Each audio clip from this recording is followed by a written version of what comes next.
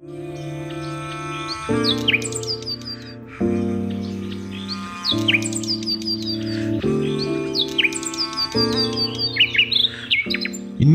பசி ஆத்திரம் உழைக்கிறவன் விவசாயி, நாட்டு மக்கள் பாதுகாப்பா இருக்க பாடுபடுறவங்க ஆர்மி, எதிர்கால தலைமுறையை வழிநடத்துறவங்க ஆசிரியர்.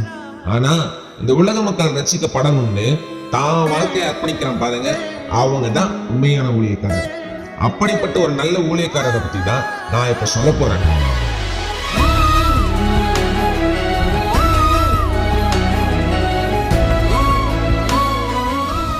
யதார்த்தமா வச்சு ஜான்சன் பேரின்படியே தேவனுக்கு பிரியமான ஒரு வாழ்க்கையை வாழ்ந்தார்.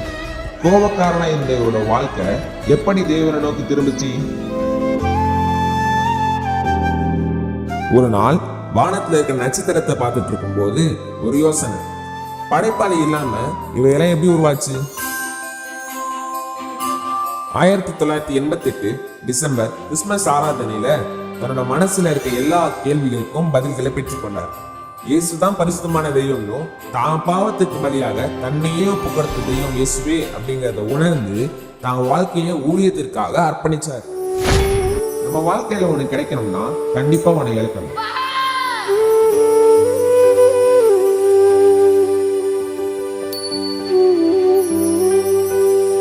அப்படி யாராலையும் திரும்ப கொடுக்க முடியாத ஒண்ணு காலம் இவர்கிட்ட இருந்து பறிச்சிருச்சு.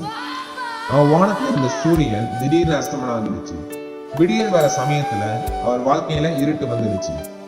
சாதாரண கணக்கு தான் இருட்டுல எதுவும் தெரியாது. ஆனா ஆண்டவருடைய ஊழியத்தை வளர்க்கணும்னு நினைக்கிறவங்க கண்ணுக்கு அது இருட்டே தெரியாது. தேவ பலத்தோட இருட்டை கிழிச்சிட்டு வெளியே வந்தான். அவர் சுவிசேஷ சத்தம் இந்த திருவேற்காடு மக்களோட காதுல விழ விசுவாசத்தோட பைபிளை பிடிச்சு பல வாசல்களுக்கு ஏறி இறங்கினார். மத்தவங்களுக்கு வேணா வீட்டுக்கு போற மாதிரி சாதாரணமா இருக்கலாம். ஆனா இவரை மாதிரி ஊழியக்காரனுக்கு ஒவ்வொரு ஆத்மாவும் மலையை சிரிச்சு மண்ணாக்குறதுக்கு சமம்.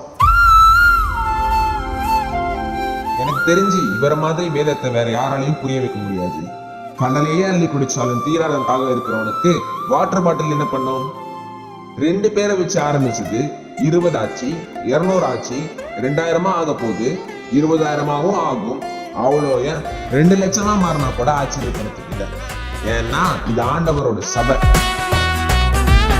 27 ஆண்டுகளுக்கு முன் விதைக்கப்பட்ட இந்த விதை மண்ணில் விழும் தூவல் போல நம் விசுவாசம் சுத்தமாய் துவங்கியது.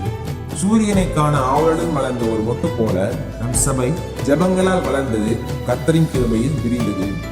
சிறிய துவக்கத்தில் இருந்து இன்று வளர்ந்திருக்கும் இந்த சபை ஆண்டவரின் கிருபையின் ஜீவ ஆதாரமாக இருக்கிறது. உற்சாகம் மற்றும் சோதனைகள், வெற்றி மற்றும் கண்ணீர் எல்லா காலங்களையும் நம்மோடு இருந்தவர் கர்த்தரே. இது வெறும் வரலாறு அல்ல, இது ஒரு விசுவாசத்தின் பயணம், மக்களின் வாழ்க்கையை மாற்றிய இயேசுவின் அன்பின் சாட்சி. இந்த 27வது ஆண்டில் பிரவேசிக்கும் நம் தலைமை போதகருக்கும் அவரது குடும்பத்துக்கும் மற்றும் 27 ஆண்டுகள் உடன் இருந்த சபையார் அனைவருக்கும் இந்த 27வது ஆண்டு விழா வாழ்த்துக்களை பெருமகிழ்ச்சியுடன் தெரிவித்துக் கொள்கிறோம்.